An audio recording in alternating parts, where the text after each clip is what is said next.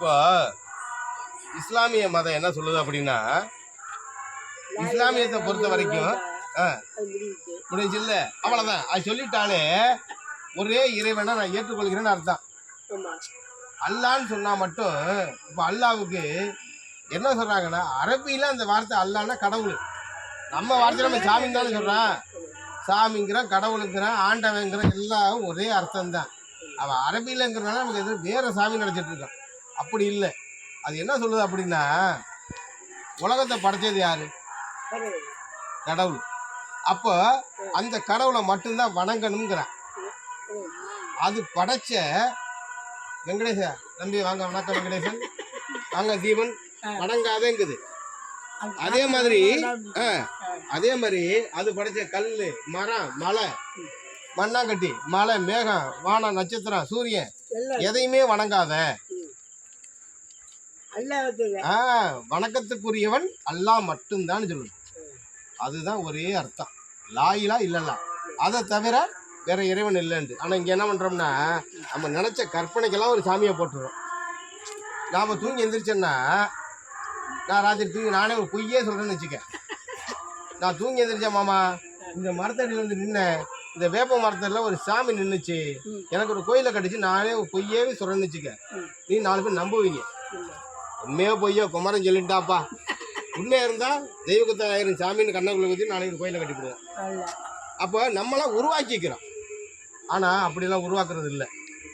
இந்த உலகம் இயங்குறது எல்லாமே வந்து சர்வ இறைவன், ஏக இறைவன் ஒருத்தனால மட்டும்தான்.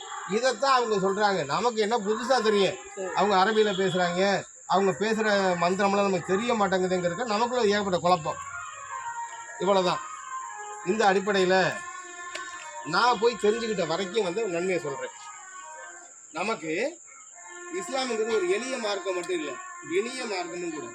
மார்க்கம்னா மதம், மதம்னு அப்புறம் பேசியிருக்கோம்ல, நம்மளை வழிப்படுத்துது. அப்படி இப்போ எவ்வளையோ பெரிய ஆளுகள்லாம் எங்கெல்லாம் வந்து அடிமைன்னு ஒதுக்கப்பட்டாங்களோ அந்த இடத்துலலாம் அவங்கள தூக்கி மேலே நிறுத்தி பேசுகிறாங்க. இன்னைக்கு இருக்கக்கூடிய குறவன் வெங்கடேசன் இன்னைக்கு ஒரு சொல்லிக்கலாம், நான் ஆஃப் டவுசர் தான் போடுவேன், நான் காலேஜ் படிச்சிருக்கேன், வாயில் இங்கிலீஷ் மட்டும்தான் வரும், மறைச்சிக்கலாம். ஆனால் சாதி இன்னைக்கு மறையாது.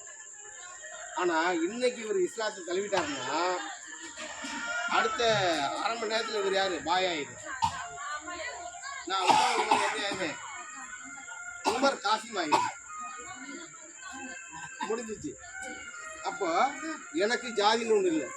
ஏன் இதை பற்றி நான் பேச வர்றேன் அப்படின்னா, முதல்ல உனக்கு இங்கே இந்துங்கிற ஒரு கட்டமைப்புக்குள்ளே இருக்கிறோம்.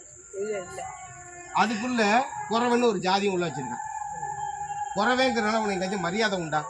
மனசாட்சியத்துட்டு யாரையும் இருக்குன்னு சொல்ல கைத்துக்கும் பார்ப்போம். நான் குறவேங்கிறனால ரொம்ப நெஞ்சை நிமித்திட்டு போகிறேன் ஊருக்குள்ளன்னு சொல்லுங்க பார்ப்போம். ஆனால் இந்துவா நீங்கள் இருங்கன்னு ஏன் சொல்கிறான்னா, நீங்களாம் அடிமையெல்லாம் பார்க்கணும். ஒரு குறிப்பிட்ட இயக்கவாதிகள் நம்மளெல்லாம் வந்து அடிமையாக்கி வைக்கணும் அப்படிங்கிறதுக்காக. ஆனால் இதை கடந்து கொண்டு போகிறது தான் இஸ்லாமியங்கிறது. சரி, இந்த இஸ்லாத்தியை ஏன் நம்ம மாற்றி தழுவணும் அப்படிங்கிறதுக்கான விஷயத்த நான் இப்போ உங்களுக்கு சொல்ல வர்றேன். இது படிக்க